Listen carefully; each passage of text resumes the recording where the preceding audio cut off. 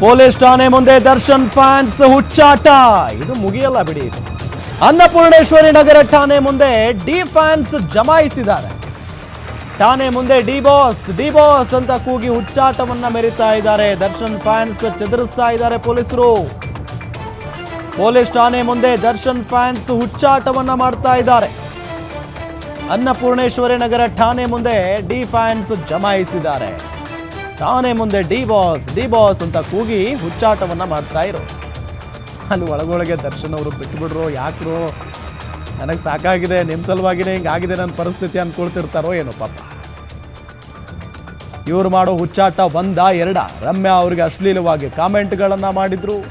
ರಮ್ಯಾ ಅವರಂತೂ ಸರಸರಾಗಿನೇ ಬುದ್ಧಿ ಕಲಿಸಿದ್ದಾರೆ. ಯಾರೆಲ್ಲ ಕಮೆಂಟ್ ಮಾಡಿದ್ರು ಆ ಎಲ್ಲರ ಫೋಟೋಗಳ ಸಮೇತ, ಅವ್ರ ಎಲ್ಲರ ಅಕೌಂಟ್ಗಳ ಸಮೇತ ಪೊಲೀಸ್ ಠಾಣೆಗೂ ಕಂಪ್ಲೇಂಟ್ ಕೊಟ್ಟರು. ಒದ್ದೊಳಗಾಕಿದ್ದಾರೆ ಅವರನ್ನು, ದರ್ಶನ್ ಫ್ಯಾನ್ಸ್ನ ಒದ್ದೊಳಗಾಕಿದ್ದಾರೆ.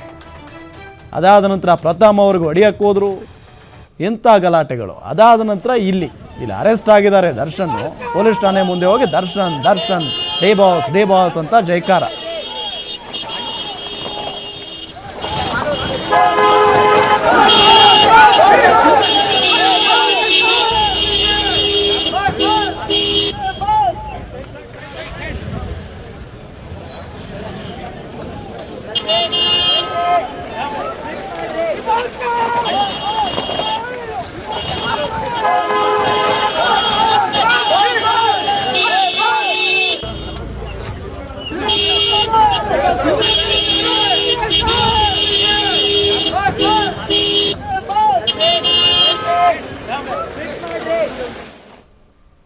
ಇದೇ ವಿಚಾರಕ್ಕೆ ಸಂಬಂಧಪಟ್ಟಂತೆ ಡೀಟೇಲ್ಸ್ ಕೊಡ್ತಾರೆ ನಮ್ಮ senior crime reporter Ajay Kumar. Annapoorneshwari police ಠಾಣೆ ಏನಿದೆಯಲ್ಲ ಅದರ ಮುಂಭಾಗದಿಂದ.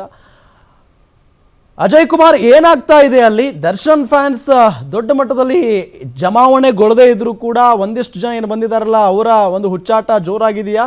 ಅದು ಮುಗಿಯಲ್ವಾ ಅಂತ?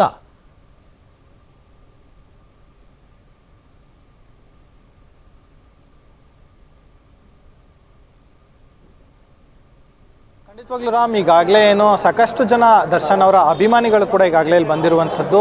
ಅಂದರೆ ನಟ ದರ್ಶನ್ ಅವರು ಕೂಡ ನೋಡೋದಕ್ಕೆ ಇನ್ನಾಗಲೇ ಹೊಸಕೆರೆಹಳ್ಳಿ ಕಡೆ ಕೂಡ ಹೋಗಿದ್ರು. ಆನಂತರ ಮಾಧ್ಯಮದಲ್ಲಿ ಯಾವಾಗ ಸುದ್ದಿ ಪ್ರಸಾರ ಆಯಿತು ಆಗ ಎಲ್ಲರೂ ಕೂಡ ಈಗಾಗಲೇ ಅನ್ನಪೂರ್ಣೇಶ್ವರಿ ನಗರ ಪೊಲೀಸ್ ಠಾಣೆ ಎದುರು ಕೂಡ ಬಂದಿರುವಂಥದ್ದು. ಇನ್ನು ಸಾಕಷ್ಟು ಜನರು ಕೂಡ ಸೇರಿದ್ರಿಂದಾಗಿ ಇಲ್ಲಿ ಪೊಲೀಸರು ಕೂಡ ಅವರನ್ನು ನಿಯಂತ್ರಣ ಮಾಡೋದಕ್ಕೂ ಕೂಡ ಮುಂದಾಗಿದ್ದಾರೆ. KSRP ತುಕಡಿ ಏನಿದೆ ಅಲ್ಲಿರುವಂಥ ಏನು ಪೊಲೀಸರು ಕೂಡ ಈಗಾಗಲೇ ಅವರನ್ನು ಕಳಿಸುವಂಥ ಕೆಲಸವನ್ನು ಮಾಡ್ತಿದ್ದಾರೆ. ಇನ್ನು ದೃಶ್ಯದಲ್ಲಿ ಸಹ ನೋಡ್ಬೋದು, ಈಗ ಸಾಕಷ್ಟು ಜನ ಅಭಿಮಾನಿಗಳು ಕೂಡ ಈಗಾಗಲೇ ಪೊಲೀಸ್ ಠಾಣೆ ಮುಂದೆ ಕೂಡ ಜಮಾಯಿಸಿರುವಂಥದ್ದು. ಅಂದರೆ ಏನು ದರ್ಶನ್ ಅವರನ್ನು ಕರ್ಕೊಂಡ್ಬರುವಂಥ ಸಂದರ್ಭದಲ್ಲೂ ಕೂಡ ಘೋಷಣೆಗಳನ್ನ ಕೂಗಿದ್ರು. ಆನಂತರ ಈಗ ಅವರನ್ನು ಕರ್ಕೊಂಡು ಹೋಗ್ತಾರೆ ಅಂತ ಗೊತ್ತಿರೋದ್ರಿಂದಾಗಿ ಈಗ ಏನು ಕರ್ಕೊಂಡು ಹೋಗುವಂಥ ಸಂದರ್ಭದಲ್ಲೂ ಕೂಡ ಸಾಕಷ್ಟು ಜನ ಸೇರಿದ್ದಾರೆ. ಘೋಷಣೆ ಕೂಗೋದಕ್ಕೂ ಕೂಡ ಶುರು ಮಾಡಿದ್ದಾರೆ. ಪೊಲೀಸರು ಕಳಿಸುವಂಥ ಕೆಲಸ ಮಾಡ್ತಿದ್ರು ಕೂಡ ಅಲ್ಲಿ ಇಲ್ಲಿಂದ ಯಾರೂ ಕೂಡ ಹೋಗೋದಕ್ಕೂ ರೆಡಿ ಇಲ್ಲ. ಹೀಗಾಗಿ ಎಲ್ಲರೂ ಕೂಡ ಇನ್ನು ಅನ್ನಪೂರ್ಣೇಶ್ವರಿ ನಗರ ಪೊಲೀಸ್ ಠಾಣೆ ಏನಿದೆ ಅದರ ಮುಂದೆನೇ ಈಗಾಗಲೇ ಜಮಾಯಿಸಿರುವಂಥದ್ದು. ದೃಶ್ಯದಲ್ಲಿ ಸಹ ನೋಡ್ತಿರ್ಬೋದು, ಸಾಕಷ್ಟು ದೊಡ್ಡ ಸಂಖ್ಯೆಯಲ್ಲಿ ಅಭಿಮಾನಿಗಳು ಕೂಡ ಈಗಾಗಲೇ ಜಮಾಯಿಸಿ ಏನು ದರ್ಶನ್ ಅವರ ಬರುವಿಕೆಗಾಗಿ, ಅಂದರೆ ಅವರನ್ನು ಯಾವಾಗ ಕೋರ್ಟಿಗೆ ಕರ್ಕೊಂಡು ಹೋಗ್ತಾರೋ ಅದಕ್ಕೆ ಕಾಯ್ತಾ ಇದ್ದಾರೆ. ಎಲ್ಲರೂ ಕೂಡ ಅಂದರೆ ಬರುವಂಥ ಸಂದರ್ಭದಲ್ಲೂ ಕೂಡ ಕೆಲವೊಬ್ಬರು ಕೈ ಬೀಸಿದ್ರು, ಕೆಲವೊಬ್ಬರು ಘೋಷಣೆಗಳನ್ನ ಕೂಗಿದ್ರು.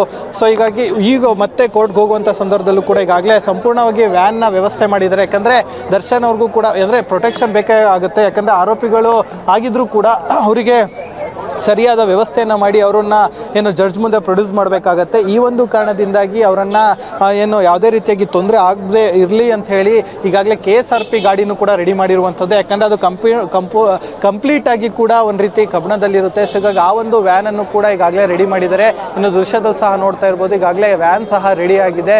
ಜೊತೆಗೆ ಅಲ್ಲೂ ಕೂಡ ಪೊಲೀಸರು ಇದ್ದಾರೆ. ಇನ್ನು ಮುಂದೆ ಕೂಡ ಇನ್ನು ಆ ಒಂದು KSRP ವಾಹನ ಏನಿದೆ ಅದರ ಮುಂದೆನೂ ಕೂಡ ಪೊಲೀಸ್ ಜೀಪನ್ನು ಕೂಡ ಈಗಾಗಲೇ ವ್ಯವಸ್ಥೆಯನ್ನು ಮಾಡಲಾಗಿದೆ. ಆ ಒಂದೊಂದು ಜೀಪಲ್ಲೂ ಕೂಡ ಏನು ಇನ್ಸ್ಪೆಕ್ಟರ್ ಲೆವೆಲ್ ರ್ಯಾಂಕ್ನ ಅಧಿಕಾರಿಗಳನ್ನ ಅಲ್ಲಿ ನೇಮಕ ಮಾಡಲಾಗುತ್ತೆ. ಅವರ ಜೊತೆನೂ ಹೋಗುವಂಥ ಕೆಲಸವನ್ನು ಕೂಡ ಮಾಡ್ತಾರೆ. ಯಾಕಂದರೆ ಇಲ್ಲಿಂದ ಸರಿಸುಮಾರು ಒಂದು 10 ರಿಂದ 12 ಕಿಲೋಮೀಟರ್ ಇದೆ ಕೋರ್ಟ್. ಅಲ್ಲಿಂದ ಕೋರ್ಟಲ್ಲಿ ಆಗಿಲ್ಲ ಅಂದರೆ 6:30 ಒಳಗಡೆ ಆನಂತರ ನ್ಯಾಯಾಧೀಶರ ಮನೆ ಕೂಡ ಕರ್ಕೊಂಡು ಹೋಗ್ತಾರೆ. ನ್ಯಾಯಾಧೀಶರ ಮನೆ ಕರ್ಕೊಂಡು ಹೋಗಿ ಆನಂತರ ಅಲ್ಲಿಂದ ನೇರವಾಗಿ ಪರಪ್ಪನ ಅಗ್ರಹಾರಕ್ಕೆ ಕಳಿಸುವಂಥ ಕೆಲಸವನ್ನು ಕೂಡ ಮಾಡ್ತಾರೆ. ಸೊ ಹಾಗಾಗಿ ಈ ಒಂದು ವಿಚಾರವಾಗಿ ಈಗಾಗಲೇ DCP ಗಿರೀಶ್ ಏನಿದ್ದಾರೆ ಅವರ ನೇತೃತ್ವದಲ್ಲಿ ಕೂಡ ಈಗಾಗಲೇ ಎಲ್ಲ ವಿಚಾರಗಳನ್ನು ಕೂಡ ಪ್ರಸ್ತಾಪ ಆಗಿರುವಂಥದ್ದು. ಸೊ ಹಾಗಾಗಿ ಆ ಒಂದು ವಿಚಾರಗಳಾದ ಆದಮೇಲೆ ಇನ್ನು ಜೈಲಿನ ADGP ಆಗಿರುವಂಥ ದಯಾನಂದ್ ಏನಿದೆ ಅವರು ಕೂಡ ಎಲ್ಲ ಜೈಲಿಗೂ ಕೂಡ ನಿರ್ದೇಶನವನ್ನು ಕೂಡ ಕೊಟ್ಟಿದ್ದಾರೆ. ಯಾಕಂದರೆ ಮುಂದಿನ ದಿನಗಳಲ್ಲಿ ಅಂದರೆ ಈ ಹಿಂದೆ ಯಾವಾಗ ಎಲ್ಲ ಆರೋಪಿಗಳು ಜೈಲು ಸೇರಿದ್ರು ಆಗ ಕೆಲವೊಬ್ಬರು ಬಳ್ಳಾರಿ ಜೈಲಲ್ಲಿದ್ದರು, ನಟ ದರ್ಶನ್ ಬಳ್ಳಾರಿ ಜೈಲಲ್ಲಿದ್ದರು, ಆನಂತರ ಕೆಲವೊಬ್ಬರು ಶಿವಮೊಗ್ಗ ಜೈಲಲ್ಲಿದ್ದರು, ಆನಂತರ ತುಮಕೂರು ಜೈಲಿನಲ್ಲೂ ಕೂಡ ಇದ್ದರು, ಕೆಲವೊಬ್ಬರು ಪರಪ್ಪನ ಅಗ್ರಹಾರ ಜೈಲಲ್ಲಿದ್ದರು. ಸೊ ಹಾಗಾಗಿ ಇನ್ನೂ ಯಾರ್ಯಾರಿಗೆ ಯಾವ ಜೈಲಿಗೆ ಅಂತೇಳಿ ಫಿಕ್ಸ್ ಆಗಿಲ್ಲ. ಆದರೆ ಇವತ್ತು ಬಹುತೇಕವಾಗಿ ಎಲ್ಲರೂ ಕೂಡ ಏನೋ ಜಡ್ಜ್ ಮುಂದೆ ಪ್ರೊಡ್ಯೂಸ್ ಆದ ನಂತರದಲ್ಲಿ ಪರಪ್ಪನ ಅಗ್ರಹಾರಕ್ಕೂ ಕೂಡ ಹೋಗ್ತಾರೆ. ಆ ನಂತರದಲ್ಲಿ ಹಿರಿಯ ಜೈಲಿನ ಅಧಿಕಾರಿಗಳು ಜೊತೆಗೆ IO ಆಗಿರ್ಬೋದು ಇವರೆಲ್ಲರೂ ಕೂಡ ಏನೋ ಒಂದು ಮೀಟಿಂಗನ್ನು ಮಾಡಿ ಆ ನಂತರ ಒಂದು ಡಿಸೈಡ್ ಮಾಡ್ತಾರೆ ಯಾವ್ಯಾವ ಜೈಲಿಗೆ ಶಿಫ್ಟ್ ಮಾಡಬೇಕು ಅಂಥೇಳಿ. ಇನ್ನು ಮುಂದೆ ನಿಜಕ್ಕೂ ಕೂಡ ಕಾನೂನಿನ ಕಂಟಕ ಎದುರಾಗತ್ತೆ ಜಾಸ್ತಿ ಅಂತಲೇ ಹೇಳ್ಬೋದು. ಬಹುತೇಕವಾಗಿ 6 ತಿಂಗಳು ಯಾರಿಗೂ ಕೂಡ ಬೇಲ್ ಸಿಗೋದು ಬಹುತೇಕ ಆಗಲ್ಲ ಅಂತಲೇ ಹೇಳ್ಬೋದು. ಯಾಕಂತಂದರೆ ಈಗಾಗಲೇ ಸಾಕಷ್ಟು ವಿಚಾರಗಳು ಕೂಡ ಪೊಲೀಸರು ಕೂಡ ಎವಿಡೆನ್ಸ್ಗಳಾಗಿ ಕಲೆಕ್ಟ್ ಮಾಡಿದ್ದಾರೆ. 5,500 ಚಾರ್ಜ್ ಶೀಟನ್ನು ಕೂಡ ಫೈಲ್ ಮಾಡಿದ್ದಾರೆ. ಮತ್ತು ಸಾಂದರ್ಭಿಕ ಸಾಕ್ಷಿಗಳಾಗಿರ್ಬೋದು ಮತ್ತು ಟೆಕ್ನಿಕಲ್ ಎವಿಡೆನ್ಸಸ್ಗಳಾಗಿರ್ಬೋದು ಇವೆಲ್ಲವನ್ನು ಕೂಡ ಕಲೆಕ್ಟ್ ಮಾಡಿ ಈಗಾಗಲೇ ಕೋರ್ಟ್ ಮುಂದೆ ಇಟ್ಟಿರುವಂಥದ್ದು. ಈ ಒಂದು ವಿಚಾರವಾಗಿ ಇವತ್ತು ಕೂಡ ಬೇಲ್ ರಿಜೆಕ್ಷನ್ ಆಗೋಕ್ಕೂ ಕೂಡ ಕಾರಣ ಅಂತಲೇ ಹೇಳ್ಬೋದು. ಇನ್ನೂ ಪ್ರಮುಖವಾದಂಥ ಕಾರಣ ಅಂದರೆ ಯಾವಾಗ ಪರಪ್ಪನ ಅಗ್ರಹಾರದಲ್ಲಿ ಒಂದು ಜೈಲಿನಲ್ಲಿ ಕೂತ್ಕೊಂಡು ಅಂದರೆ ಕೈನಲ್ಲಿ ಸಿಗರೇಟು ಮತ್ತು ಟೀ ಯಾವಾಗ ಕುಡಿಯೋ ಒಂದು ಫೋಟೋ ವೈರಲ್ ಆಯಿತು ಆಗ ಸಾಕಷ್ಟು ವಿಚಾರಗಳು ಕೂಡ ಓಡಾಡ್ತು. ಆ ಒಂದು ವಿಚಾರದಲ್ಲಿ ಇವತ್ತು ಏನೋ ಬೇಲ್ ರಿಜೆಕ್ಟ್ ಆಗೋಕ್ಕೂ ಕೂಡ ಒಂದು ಕಾರಣ ಅಂತಲೇ ಹೇಳ್ಬೋದು. ಯಾಕಂತಂದರೆ ಅಲ್ಲೂ ಕೂಡ ರಾಜ್ಯಾತೀತ ಕೊಟ್ಟಿದ್ರು ಅನ್ನೋ ಒಂದು ಆರೋಪ ಕೂಡ ಕೇಳಿಬಂದಿತ್ತು. ಆದ್ದರಿಂದನೇ ನಟ ದರ್ಶನ್ ಅವರನ್ನು ಬಳ್ಳಾರಿ ಜೈಲಿಗೂ ಕೂಡ ಶಿಫ್ಟ್ ಮಾಡುವಂಥ ಕೆಲಸಕ್ಕೂ ಕೂಡ ಅಲ್ಲಿನ ಜೈಲಿನ ಅಧಿಕಾರಿಗಳು ಮತ್ತು ಹಿರಿಯ ಪೊಲೀಸ್ ಅಧಿಕಾರಿಗಳು ಕೂಡ ಮುಂದಾಗಿದ್ದರು. ಈ ಎಲ್ಲ ಅಂಶಗಳನ್ನು ಕೂಡ ಇಟ್ಕೊಂಡು ಈ ಕೋರ್ಟ್ ಕೂಡ ಸಾಕಷ್ಟು ಚೀಮರಿಯನ್ನು ಹಾಕಿತ್ತು. ಹೀಗಾಗಿ ಇವತ್ತಿನ ಬೇಲ್ ರಿಜೆಕ್ಷನ್ ಆಗೋಕ್ಕೆ ಬಹುತೇಕ ಕಾರಣ ಇದೆ ಅಂತಲೇ ಹೇಳ್ಬೋದು.